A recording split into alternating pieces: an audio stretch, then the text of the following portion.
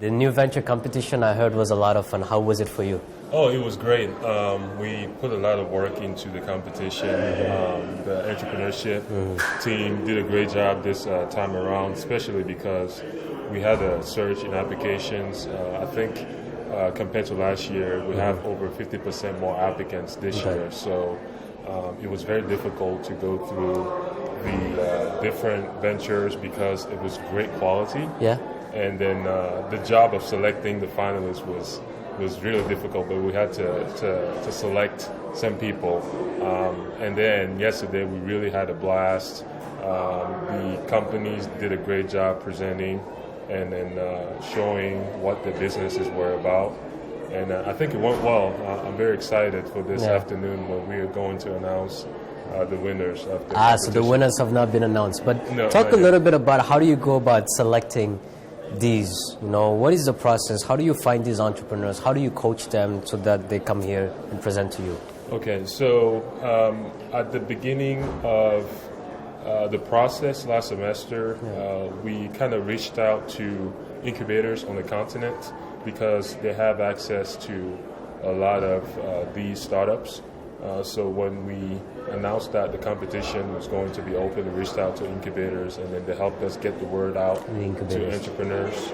And then that's how we got the applications in. And as far as what we were looking for, this year's conference specifically is about Unite, Disrupt, Innovate, Homegrown Models for Africa's Prosperity. So we wanted the ventures who resonated with that conference team. And then also we were looking at a bunch of criteria in terms of they shouldn't have been around for more than like 5 years. Yeah. We had like a maximum amount of money that they would have raised thus far. We look at the operations needed to be in Africa, and then they had to kind of come up with solutions to like homegrown solutions to solve problems on the ground. So those were some of the criteria that we used to select. And you're an aspiring entrepreneur yourself, Yes, I am. taking being at Harvard Business School student the first year. So how has your experience been as a student helping you transition into entrepreneurship? Oh wow, it's been a great experience. I came to the HBS knowing exactly what I wanted, but I think when I got here, I learned so much more about entrepreneurship. I connected with a lot of people. I talked to a bunch of professors in terms of how do I approach this journey, and I had a lot of advice. And also the students are very. It's a great.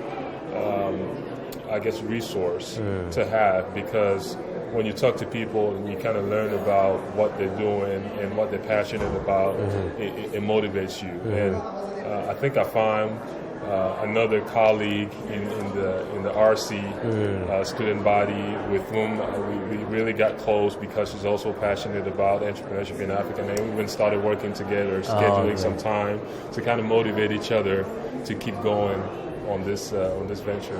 And what advice do you have both aspiring entrepreneurs as well as prospective applicants who are thinking about applying to business school with the goal of transitioning into entrepreneurship? Is that a successful recipe? Business school to entrepreneurship on the continent, or can they do it their way?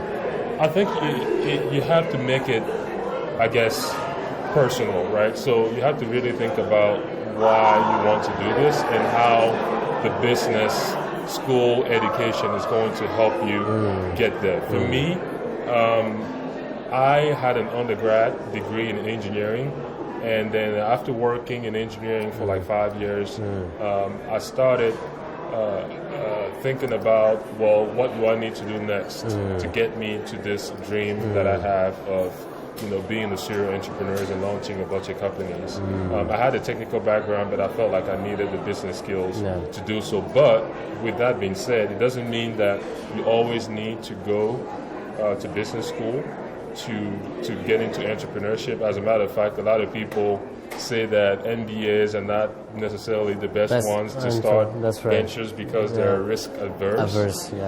But like I said at the beginning, I think it's got to be a personal decision, and in your plan, your personal plan, you have to see whether or not an MBA fits into it. Great. Mepossi, thank you very much for your time. Thank you so much. And best of luck. It was a pleasure. Likewise.